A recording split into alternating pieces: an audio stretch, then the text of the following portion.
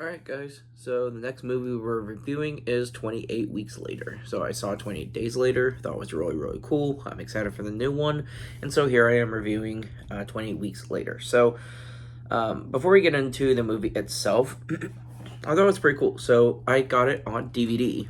I couldn't find it on Blu-ray, which is perfectly fine. But there's something I didn't realize about this copy is this is the only kind like it in my collection. Found this on Movie Trading Company, which is where I get most of my used movies, and it's a Blockbuster DVD. So yeah, that was pretty cool. I remember going to Blockbuster as a kid, but obviously that was a little while ago, and I just never really kept any of them. I guess me and the family just never, kept them. They went out of business. So yeah, having one is really cool. So this is my copy for 28 Weeks Later. And I actually thought it was pretty interesting. It did start off a little slower, but that's because they were trying to build something. There was more world building, I think, with this one, globally, within the world of the 28 series. So in the first movie, we learn about a handful of characters and what's going on in that particular part of the world. In this movie, it sort of has a opening, which is action-packed, but then it sort of recaps what's going on around. And so the opening scene, we have Dawn and Alice, our husband and wife, and we have a collection of other characters. There's, they're not really saying a lot of their names. They're just sort of, they get bare minimum screen time. You can tell they're killables for this movie. They're zombie fodder. And which is exactly what happens. There's this kid that shows up asking for help. He says he's being chased by the infected, zombies, whatever term you use. And so they let him in reluctantly, but then they follow him there. So now everyone's, the whole house is under attack, this sanctuary they've had. And this is where it turns into a different kind of movie, I think, from 28 Days Later. 28 Days Later, the characters were likable from the start. There was a certain charisma about them. They had a chemistry with each other, and you just had characters to root for. For Don, he abandons his wife. He's abandoning the people there, and he's a coward. So, he's just not a likable character at all. He just completely ditches people. And yeah, you can't really say how people would really react if that were real. He said he has no choice, but he didn't even try, at all, to even consider for a moment that there was a chance he maybe could have saved his wife. So his wife and the rest of the house basically go down. As he escapes the place, he runs. There's this cool action sequence where all these infected circling in, zoning in on him, but he gets to a boat that someone prepared for him who also dies, that Dawn maybe could have saved but didn't try. And he just takes off, escapes, but he's free. So it's sort of a bittersweet opening.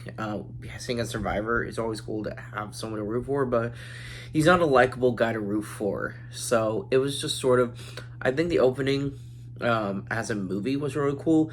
It was just hard for me to connect with really anyone or anything in the opening. So that was just a little awkward. It's not a problem I had with the movie. I just thought it was a little awkward. So after that opening, this is where we get the recap, showing what happened. Now it's 20 weeks later, and there's actually a cure. So the infected have been sort of basically just killed off, and there is a sanctuary, and it's full of military presence. The military is protecting who's left, and they're trying to rebuild society, basically.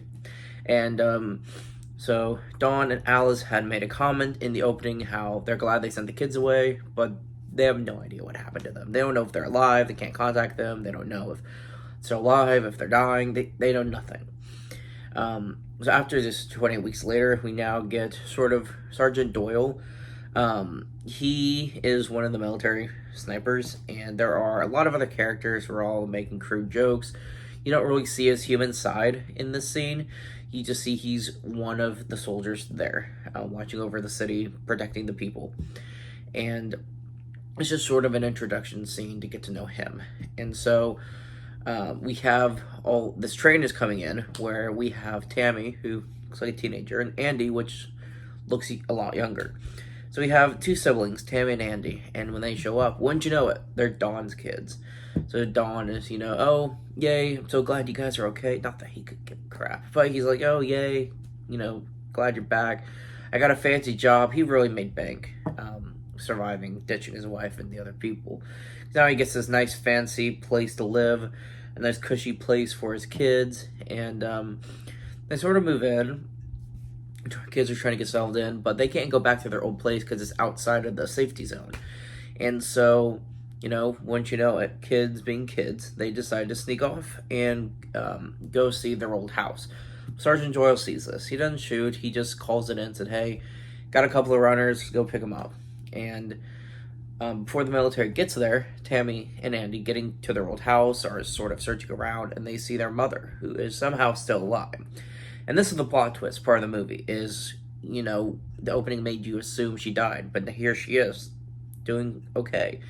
You can tell she's not really herself, but she is alive. We don't really know exactly what's going on yet. So the movie turns from what you'd expect, now there's like this mystery element to it, which I thought was pretty neat, because at first they don't just explain everything right off the bat. You have to keep watching to figure out what's going on. And so I thought it was pretty neat. So as the kids are obviously picked up by the military, so is the mother, who they don't know what happened to her, so she's quarantined, and they got to take blood sample to figure out, is she infected?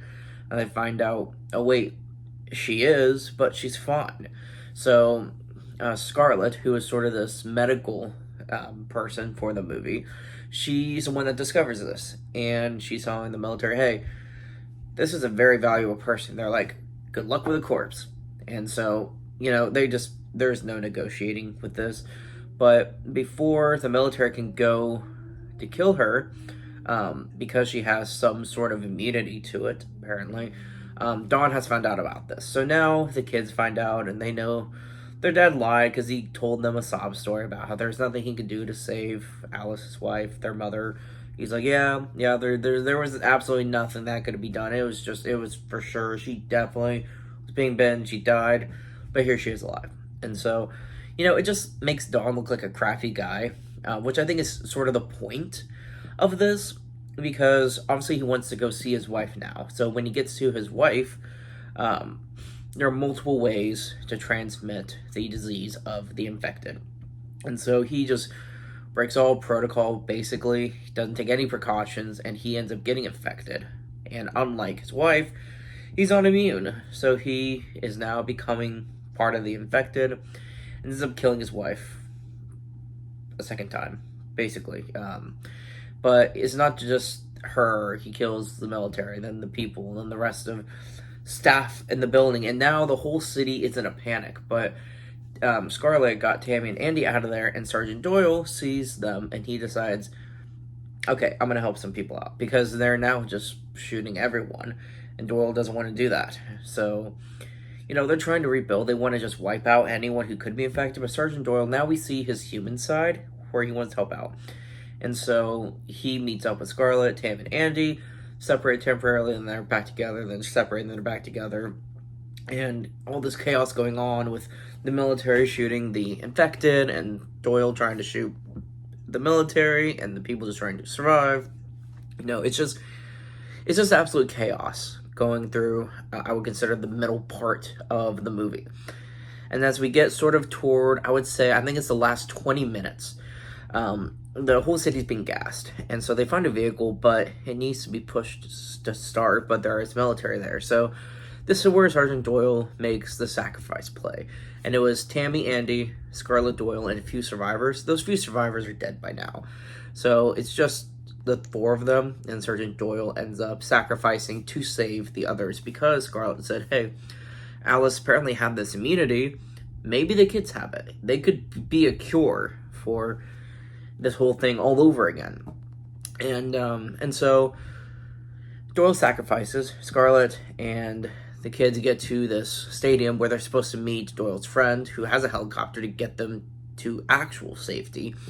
But there's an infected there, and Scarlett doesn't make it. So Tammy and Andy finally are trying to go through all this dark You know, they're just trying to get to the inner part of the stadium where this helicopter would be, and their dad shows up. And so he ends up biting Andy, so now he should be infected. But Tammy finally takes out her father, who I think by this point, there's sort of like an understanding that she realized he's caused all of this now. And so she takes him out. Good for her. He needed to go down. But now Andy's like, oh no, what's going to happen to him? But as he runs away from his sister, even though they made a pact to stick together, when she finds him again, he's not turning. So we find out, oh, he is immune. So we don't have clarification if Tammy is or not. But we do now have clarification that Andy is. And this is sort of the closing of the movie where they finally get to Doyle's friend and they're taken to safety. But there's a little montage in the end where the fact is it's just spreading and spreading and spreading and spreading and spreading. So this montage doesn't specifically say Andy and or Tammy died. So I saw the 28 Years Later trailer once. I don't know if there's any returning characters at all. I saw half the trailer once when I wasn't really paying attention. I just know it's a really cool series. I knew I wanted to see it. So I basically going in new and blind. I don't know if they're returning characters or not. I don't know if they're going to reference what happened at the end of 20 weeks later or not. This is 28 years later. So this is nearly 3 decades after the first movie's events. So, you know, Andy would be mid-30s, I guess, and 40s by now. He could still be a character, and Tammy, I guess, could be. We'll see. I have no idea. A lot of you guys probably saw trailers like, no, you idiot, they're not in the movie. But, you know, oh well. This is just what happens when you go into movies blind. So, yeah, I really like this one. Like I said, it was an awkward start, not really having a character to root for.